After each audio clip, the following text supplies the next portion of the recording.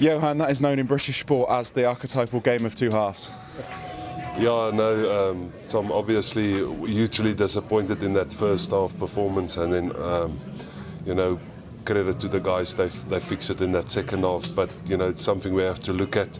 I know there's going to be momentum swings, and I know that everything won't go always your way, but we've probably at the extremes in the first 2 weeks where we played well in the first half and dropped in the second half, and this week it was the other way around. We tried a new routine in the week. We'll have to look at that as well. But again, we'll take the win. But it wasn't a smooth 80 minutes. Kingzone was definitely frustrated in that first half. Were you frustrated that a yellow card didn't come earlier than it did?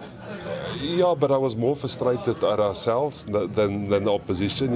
Yes, probably the ref couldn't made one or two decisions different, but again, I was disappointed in how we played, and our skill error, our patience with the ball, our standard, just our presence on the field. It looked like we had almost think we're just going to pitch up and score, So that was my frustration. But the credit to the players after the halftime, they came out and played much better and a much better intensity.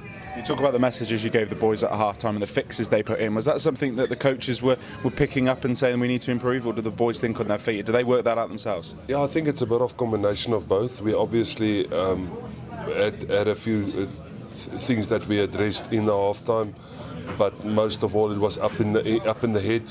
We had to acknowledge that we're not playing well. We had to acknowledge that this is a place that we want to make teams too tough to come to, and that we have to up our physicality and up our intensity and to really make it tough for them, and luckily we did.